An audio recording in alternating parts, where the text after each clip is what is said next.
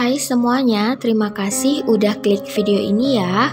Di video kali ini saya akan mengolah kacang panjang menjadi masakan yang sangat enak pastinya. Langkah pertama, di sini saya sudah siapkan 500 gram kacang panjang yang udah saya potong seperti ini. Untuk panjang pendeknya ini disesuaikan selera masing-masing aja ya. Kemudian di dalam air yang sudah mendidih bakal saya masukkan kacang panjang yang udah dipotong-potong tadi. Supaya rasa kacang panjangnya ini lebih gurih, di sini saya masukkan 1 sendok teh garam. Kemudian diaduk supaya garamnya ini tercampur merata dan kacangnya ini benar-benar tenggelam ke dalam air panasnya. Ngerebus kacang panjangnya ini nggak perlu waktu yang lama, cukup sampai airnya ini mendidih kembali sekitar 2-3 menit setelah dimasukkan ya. Nah, kalau airnya ini udah mendidih seperti ini, tandanya kacang panjangnya ini udah boleh diangkat. Kemudian sebelum diangkat, di sini saya sudah siapkan air es, maksudnya air yang saya beri es supaya airnya itu dingin.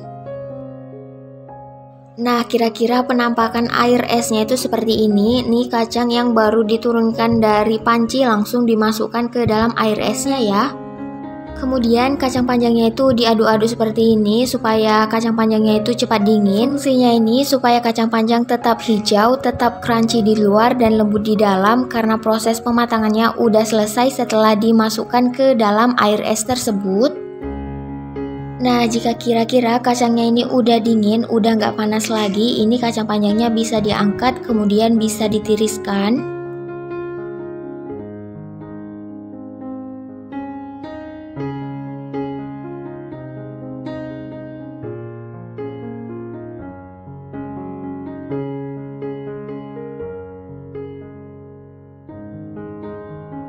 Kemudian kacang panjang yang udah ditiriskan ini bisa dibelah menjadi 2 bagian. Untuk teman-teman yang nggak mau kacang panjangnya itu dibelah menjadi 2 bagian seperti ini, itu nggak apa-apa ya, disesuaikan selera masing-masing aja.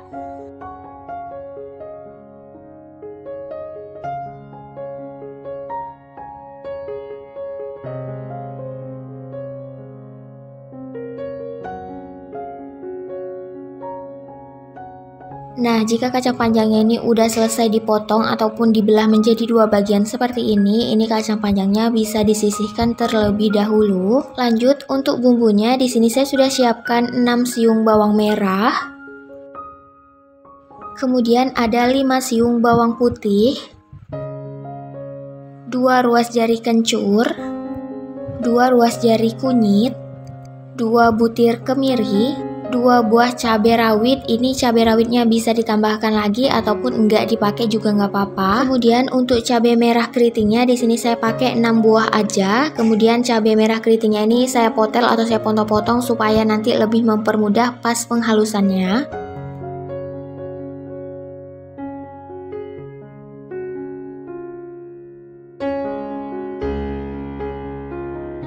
Nah, kira-kira bumbunya udah mulai halus seperti ini udah cukup ya. Tapi untuk teman-teman yang mau bumbunya ini lebih halus dari ini, silahkan, gak apa-apa, itu sesuai selera masing-masing aja.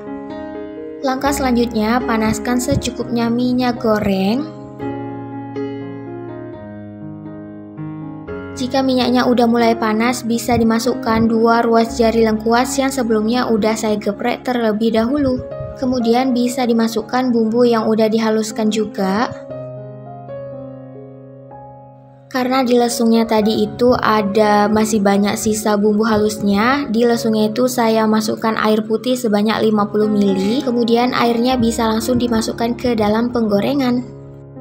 Kemudian diaduk-aduk dan dimasak kembali ataupun ditumis kembali hingga bumbu halusnya ini benar-benar matang dan tanak.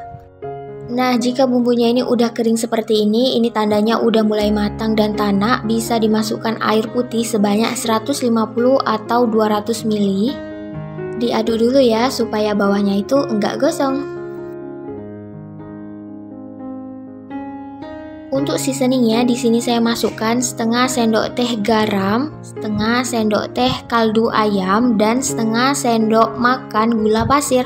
Untuk penggunaan gula pasirnya ini opsional, kalau nggak dipakai juga nggak apa-apa ya. Kemudian diaduk merata hingga semua seasoning yang tadi kita masukkan itu larut. Jika kira-kira sudah larut, bisa dimasukkan 1 bungkus santan instan. Ini bebas merek apa aja, sebanyak 65 ml ya. Jika teman-teman semua mau pakai santan yang fresh itu boleh banget. Jadi santannya itu pakai sekitar 150 sampai 200 ml atau sama yang seperti air tadi ya. Kalau pakai santan yang fresh berarti air yang tadi itu nggak usah dimasukkan, cukup pakai santannya aja. Kemudian jika sudah larut semuanya ini, kacang panjang yang udah dibelah-belah tadi bisa dimasukkan. Tapi sebelum masukkan kacang panjangnya ini wajib dites rasa terlebih dahulu ini si kuah santannya. Kalau misalnya rasanya udah oke, kacang panjangnya itu bisa dimasukkan. Kemudian aduk merata dan dimasak kembali hingga kuahnya ini sedikit menyusut dari yang ini. Kalau misalnya teman-teman nggak mau kuahnya itu menyusut ataupun lebih suka makan yang banyak kuah, itu silahkan, nggak apa-apa juga ya. Kacang panjangnya ini juga nggak perlu dimasak terlalu lama karena kacang panjangnya tadi juga udah matang ya. Untuk teman-teman yang punya kacang panjang dan bingung nih mau dimasak apa,